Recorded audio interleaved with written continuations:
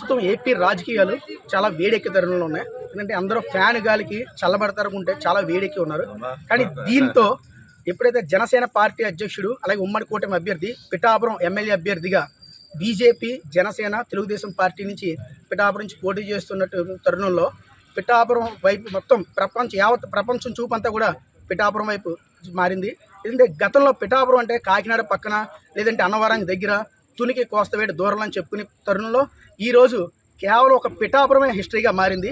ఈ పిఠాపురాన్ని ఈరోజు వెండితెర బుల్లితెర నటీనటులందరూ కూడా వచ్చి స్వచ్ఛందంగా తరలి వచ్చి ప్రచారం చేస్తున్నారు. అటువంటి తరుణంలో స్టార్ క్యాంపెయినర్గా ఉన్నటువంటి ఇప్పుడే మన చిన్నతనం నుంచి చూస్తున్నటువంటి హీరో అలాగే విలక్షణ నటుడిగా ఉన్నటువంటి బాలాజీ గారు ప్రస్తుతం మనతో ఉన్నారు.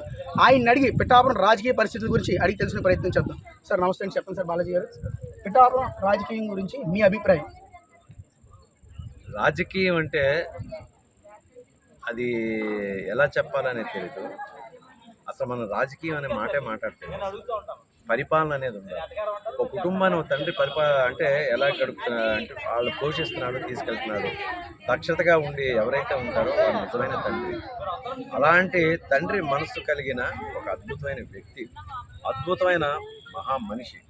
అలాంటి మనిషి ఈరోజు మనకి వచ్చాడంటే ఆ దేవుడు ఇచ్చిన వరం లాంటిది, దేవుడు సంకల్పించిన ఆ వ్యక్తిని ఒక దూతగా పంపించి ఈ రాజ్యాన్ని కాపాడు, ఈ మనుషులతో నువ్వు ప్రేమతో నడువు అని చెప్పేసి ఆయన పంపించాడు.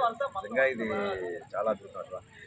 రాజకీయం అంటే రా అంటే రాక్షసంగా, జా అంటే జనానికి, కీ అంటే కీడు చేసే, ఎం అంటే యంత్రాంగ రాజకీయం అంటే అలాంటిది కాదు. ఇది రాజకీయం అంతా బిఫోర్ ఎలక్షన్స్ ముందు ఉంటుంది.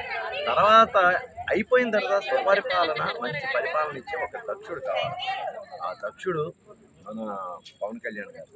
అలాంటిది మనకి దక్కింది కాబట్టి నిజంగా అదృష్టం. అందులో పిఠాపురం చేసుకున్నది చాలా అదృష్టం. పిఠాపురం అనేది ఒక పుణ్యక్షేత్రం లాంటిది. ఇతన్ని అంటే ఈ పవన్ కళ్యాణ్ గారిని ఎంచుకోవడం కూడా పిఠాపురాన్ని ఎందుకు ఎంచుకున్నారో తెలియదు, కానీ ఆ దేవుడు అనుగ్రహంతోనే ఈ పిఠాపురం ఆయనకి దక్కింది.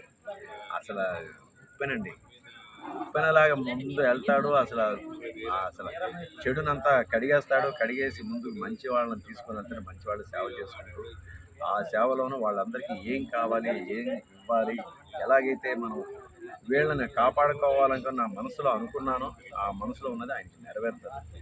సరే, ఇప్పుడు పిఠాపురం వైఎస్ఆర్సీపీ అభ్యర్థి ఎవరైతే ఉన్నారో ఉగాదిత వాటమి ఎరిగినటువంటి అభ్యర్థి, స్థానికంగా అందరికీ కూడా సుపరిచితురాలు, ప్రతి ఇంట్లో కూడా మనిషి.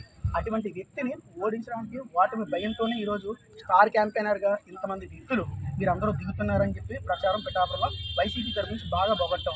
దాన్ని మీరు ఏ విధంగా సమర్థిస్తారు? లేదండి, స్టార్స్ కుటుంబ సభ్యులని, మేమందరం పవన్ కళ్యాణ్ కుటుంబ సభ్యులు.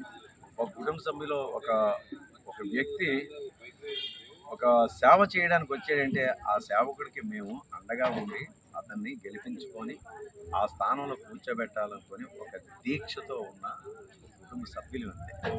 సార్, అదే విషయంలో పిఠాపురం నుంచి పోటీ చేసిన దత్తపుత్రుడిగా అంటుంది, దత్తాత్రేయ పుత్రుడిగా నేను పోటీ చేస్తున్నాను, దత్తాత్రేయుడు ఆశీస్సులు నాకు ఉన్నాయి మెండుగా అని చెప్పి అంటారు. చివరిగా మీరు ఆయన పిఠాపురం నుంచి పోటీ చేస్తున్నారు అంటే పిఠాపురం ప్రజలకు ఆయన నెగ్గితే ఏ విధంగా అభివృద్ధి జరుగుతుంది అనేది మీ వర్షం. అభివృద్ధి ఇక్కడ మేము చాలా చోట్ల తిరిగితే మంచినీరు ప్రాబ్లం ఉంది, తర్వాత రోడ్డు ప్రాబ్లం ఉంది, డ్రైనేజ్ ప్రాబ్లం ఉంది, కరెంటు ప్రాబ్లం ఉంది, తర్వాత ఈ పొలాల్లోనూ ఈ అంటే నీరు వెళ్ళే దారులు కూడా సరిగ్గా లేవు. ఇవన్నీ ఆయన ముందు చేస్తారు. ముందు మంచినీరు ప్రాబ్లం సాల్వ్ చేస్తారు, డ్రైనేజ్ ప్రాబ్లం సాల్వ్ చేస్తారు. ఈ పిఠాపురం కొన్నాళ్ళ తర్వాత ఒక వ్యాప్ సిటీస్ తయారవుతుంది, ఒక ఐకాన్. మన హైదరాబాద్ అనే ఒక ఊరిని ఎలా మనం చెప్పుకుంటామో కొన్నాళ్ళ తర్వాత ఈ పిఠాపురాన్ని అలా చెప్పుకుంటారు. దీన్ని ఐకాన్గా చేస్తారు అన్ని రంగాల్లోనూ కూడా. ఏది విద్యారంగంలో కానీ, తర్వాత ఆధ్యాత్మికంగా కానీ, తర్వాత ఒక పరిశ్రమల విషయంలో కానీ, ఇటు సముద్రం దగ్గరే కాబట్టి జాలార్ల విషయంలో కానీ, ఏ విషయంలో చూసినా కూడా ఇది ఒక ఐకాన్ ఉంటుంది. ఐకాన్ అంటే రేపు పొద్దునప్పుడు మనం చాలామంది చెప్తున్నారు, అబ్బా హైదరాబాద్ చంద్రబాబు నాయుడు గారు చేశారంటారు.